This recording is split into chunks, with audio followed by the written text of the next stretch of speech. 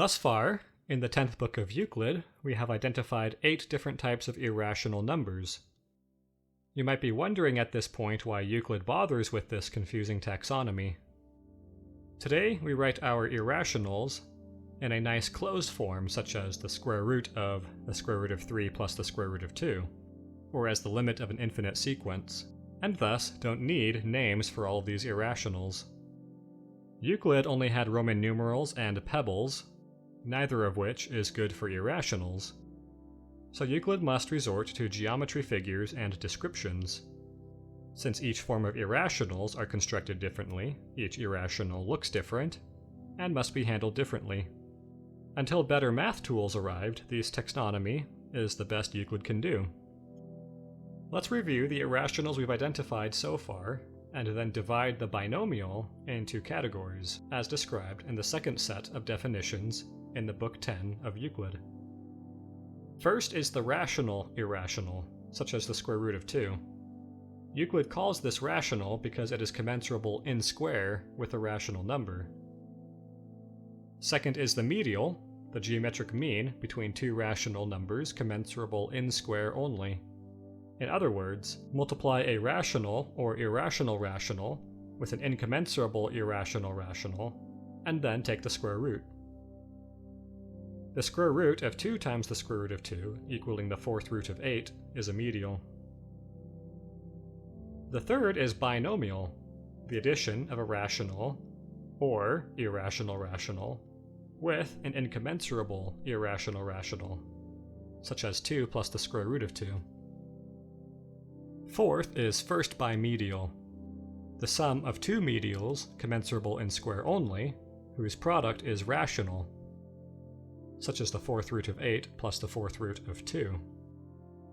If the product is medial, it's a second bimedial, such as the square root of 2 times the square root of 2 plus the square root of 3 times the square root of 2.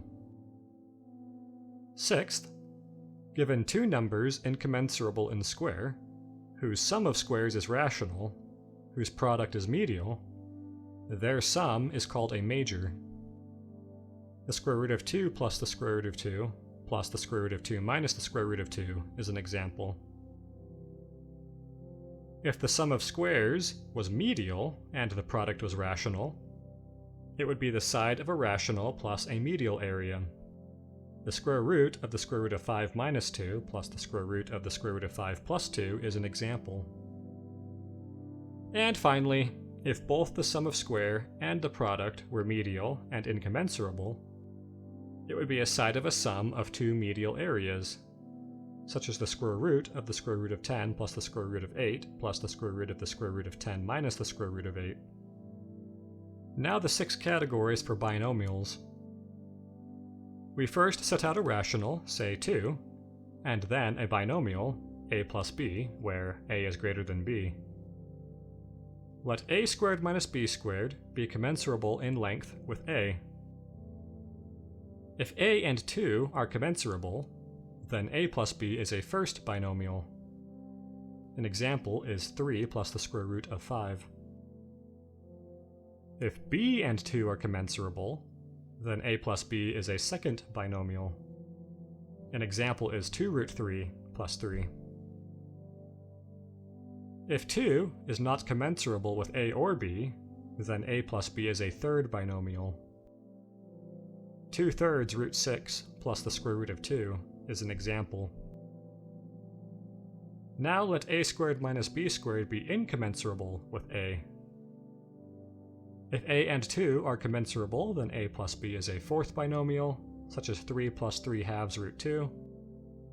If b and 2 are commensurable, then a plus b is a fifth binomial, such as 3 root 2 plus 3. And finally, if 2 is not commensurable with a or b, then a plus b is a sixth binomial. Root 6 plus root 2 is an example. The rest of this part of the book constructs and explores these numbers.